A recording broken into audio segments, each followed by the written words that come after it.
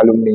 Itu sih Bapak. Kalau dari Mas Rangga sendiri pertama kali mengenal dalam arti ini ya Bapak. terinfeksi atau apa Ya. bukan, tapi tahu narkotika itu berbahaya, narkotika ini dilarang oleh undang-undang itu mulai kapan?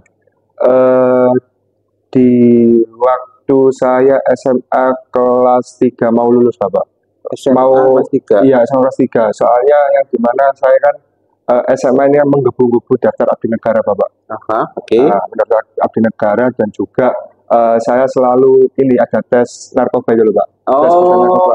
Kan sebelum daftar abdi negara kan harus ada tes itu tadi. Abdi negara apa kalau boleh saya tahu? Akademi Kepolisian Bapak. Akademi Kepolisian? Di tahun 2020. Tahun 2020. Nah, 2020. Jadi saya ini nggak ada niatan untuk kuliah Bapak ini. Saya itu menggebu-gebu daftar abdi negara, terus habis itu dinamikanya daftar abdi negara ini tadi itu ini apa ya sangat menyedihkan Pak. Mesti kecentok ke ini pandukir daerah, lulus apa gagalnya, terkait rankingan terus. Nah jadi saya mengenal narkoba itu di SMA kelas 3 yang dimana ini tes narkoba itu tadi. Jadi tahu tentang seluk-beluk narkotika itu ketika jenengan daftar APO tadi, di mana salah satu persyaratannya adalah melampirkan surat keterangan bebas narkoba. Dari situ baru jenengan tahu ternyata ada hal ehwal tentang narkoba. Gitu. Sebelumnya nggak tahu ya? Ada penyuluhan atau lihat poster, lihat gambar itu enggak ya? Enggak tahu Bapak. Kalau kan saya SMA-nya di Jombang, Manjombang. Jadi di Manjombang itu nggak ada sosialisasi terkait narkoba itu tadi. Nggak ada. Iya. Gitu. Terus ini penelitian dalam rangka skripsi. Penelitian dalam rangka skripsi Bapak. Penelitiannya sudah dilakukan. Penelitian sudah. Setelah dilakukan ada tahapan pengkajian atau apa gitu? Tetap saya kaji lagi, saya mendalami lagi. Jadi kemarin ini itu adalah sidang progres Bapak, yang dimana sidang progres itu ada masukan dari dosen pembimbing saya terkait kamu harus meneliti ke dalam lagi terkait perda ini tadi gitu. Dari sisi pendapatnya pemerintah, dari sisi organisasi ormas, organisasi masyarakat ini tadi, dan juga masyarakat sendiri, masyarakat Kota Surabaya terkait apakah efisiensi terkait perda ini mewujudkan Kota Surabaya ini kota bersinar itu tadi Bapak. Sejauh ini dari hasil penelitian yang sudah Anda lakukan, kemudian tahapan yang sudah berjalan, pendapat Mas Rangga terkait perda nomor 1 tahun 2020, nomor 8 tahun iya. Seperti apa? Sejauh ini masih belum Bapak. Saya izin belum wawancara sama Ketua DPRD ini tadi Pak, lagi sibuk tadi. Jadi tak follow up apa kok masih belum bisa.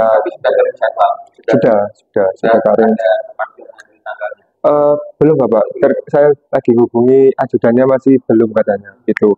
Karena masih sibuk lah. Ya saya juga nggak maksain juga terkait jadwalnya Bapak, ikut aja itu juga. Iya. Kalau sejauh ini tadi kan pasti SMA baru mengetahui materi narkoba. Iya Pak. Karena sudah melalui tahap perkuliahan dan sudah mau akhir mau lulus ya. Siap. Amin. Pendapat Mas Rangga sendiri tentang fenomena permasalahan narkoba, narkotika di Kota Surabaya seperti apa? Kan juga Kota Surabaya kan? Iya. Ya? Siap. Yang saya tahu Pak, ini kan Kota Surabaya, ini kan kota terbesar nomor 2, kota metropolitan, salah satu kota metropolitan di Indonesia juga. Dan juga ini kan wilayahnya besar banget, ada utara, selatan, barat gitu Pak. Yang saya ketahui tentang narkoba itu tadi, yang dimana ini adalah extraordinary, yang dimana ini bahaya bagi kesehatan juga, bahaya bagi sekeliling juga. Makanya kita harus menekankan pemberantasan narkoba itu tadi mungkin melalui perda atau melalui peraturan daerah lainnya. Biar apa? Biar warga Kota Surabaya ini bebas terkait narkoba ini. Misalnya narkoba ini bagi saya ini emang bahaya Bapak, sangat mematikan.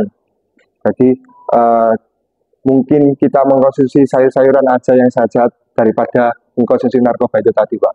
Gitu. Jadi kan menempuh kuliah ini sudah berapa lama? 4 tahun. 4 tahun. Iya.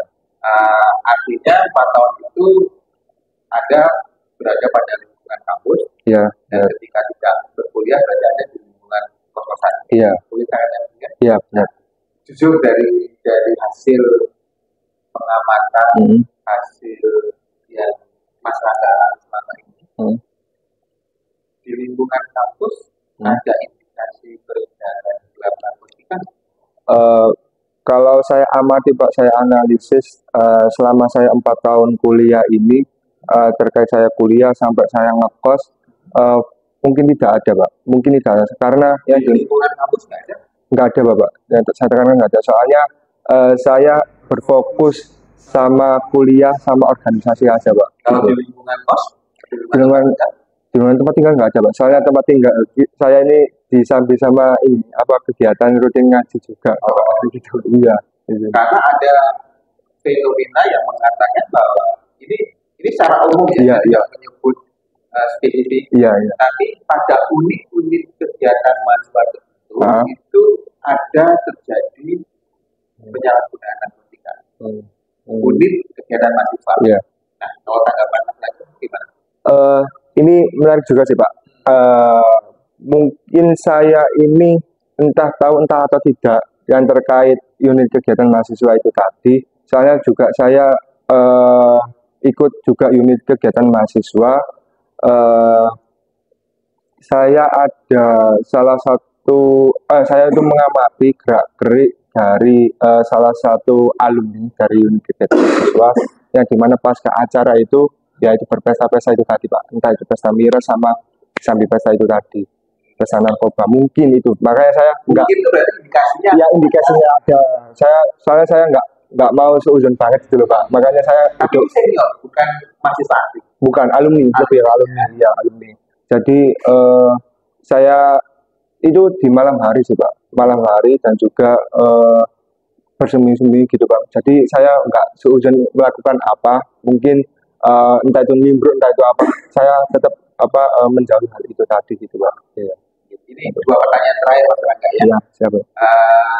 Ya, pertanyaan pertama, bisa disampaikan Mas Rangga apa harapan Mas Rangga dalam kapasitas sebagai mahasiswa, sebagai warga negara kepada institusi badan narkotika nasional?